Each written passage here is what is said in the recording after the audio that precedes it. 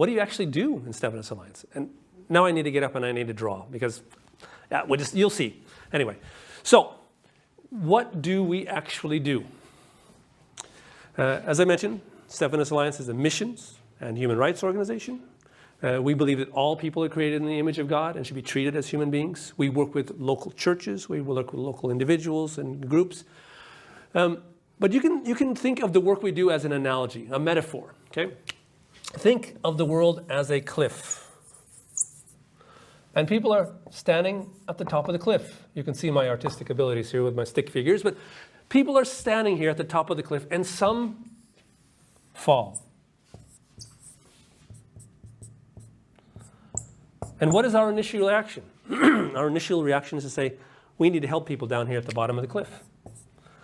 So what could that look like for Stefanus Alliance? So for instance, the church in Iran is growing. Many people, through many, many years of the regime, the Ayatollahs, have said, if this is what Shia Islam looks like, we don't want to have anything to do with it. And let me say, most Muslims are peace-loving people, but this form of Islam right there with the regime, not so good. People are running away from it. And most are becoming nuns, N-O-N-E-E-S's. They don't want to believe in anything anymore. But a number of them are becoming Christians. So the church is growing. But how does the church provide for training for these people? There are no seminaries, no theological seminaries, no Bible schools. They're not allowed to train them. Clandestine underground churches. So we help them with training where they get a 4-year education in theology to train church leaders. It's people helping people at the bottom of the cliff. But we could also be helping people at the top of the cliff. Help people find ways to not fall from the top of the cliff. So for instance, in Iraq, we asked the church there, what do you need to survive? And they said, we need peaceful coexistence. The Islamic State came into Iraq, killed the Christians, killed the Yazidis, killed the Baha'is, killed the Zoroastrians. They murdered basically everyone who was a minority, which created a lot of tension between the various religious communities. They don't trust each other. So the church there says, hey, can you help us, our business people, the ones who have had businesses before, but they lost everything because of the Islamic State's violence. Can you help them start their businesses again? And through that, they can hire Muslims. They can hire Kakais and Zoroastrians and Yazidis, and we can build social cohesion. Okay, if that's what the church needs, that's what we'll provide the church. The church in Chin State, for instance, in Myanmar. We've asked them, what do they need? They said, well, Chin State is the most underdeveloped state in Myanmar. It's a Christian state. 95% of the people there are Christians. And that's why the government, the Buddhist government, has said they're not going to develop it. There are no airports. Every other state in Myanmar has airports. There are no hospitals, no universities. They have zero development. When I traveled to the capital in Chin State, in Hakka, I had to fly into the neighboring state, and I drive. It's about maybe 100 miles, 90 to 100 miles. It took me 10 to 12 hours because the road is so bad. There's no development. So when I ask the Christians there, they say, listen, we have enough pastors. We have Bible colleges. We can start those. But we don't have any way to keep our kids here. If they want to get an education, they have to go out of the state and they never come back.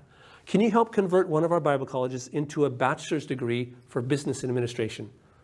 So we can train our children and they can stay. So if that's what the church wants to look like there, we'll help the church do that. But what about here? We have kings. And again, this is a metaphor. So a king could be anyone from a local sheriff or local magistrate, a governor, could be a local chief. It could be the government in the province. It could be the national government. It could be regional bodies, the African Union, the European Union, Organization of American States. It could be governments. I meet regularly with the Ministry of Foreign Affairs here in Norway. I meet with the State Department in the US and other places.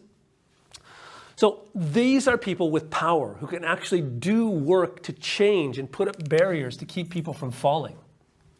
This is incredibly important work, but it's long term and it's 3 steps forward and 2 steps back and a little bit of this and a little bit of that, and back and forth. Here, for instance, we have a project where we work with parliamentarians. We've helped establish a network called the International Panel of Parliamentarians for Freedom of Religion or Belief, IPP4. We have around 400 parliamentarians, about 90 countries involved, where we help them create laws that hinder people from falling off the cliff or prevent bad laws. For instance, one of the things that we've been working on recently is in the Gambia, where they've wanted to reintroduce female genital mutilation, claiming that it's part of their religious freedom, but it's not. And our parliamentarians are working to stop that from happening. So governments play an incredible role. Now, this is easy for people to see. They catch it. This also, to some extent, but it's difficult for them to do this, to see what it actually takes, because it takes a long term to come to fruition. This will prevent hundreds, thousands of people from falling. This we help one-on-one. Both are meaningful. Stefanus Alliance is at all three of these different levels. That's what we do around the world.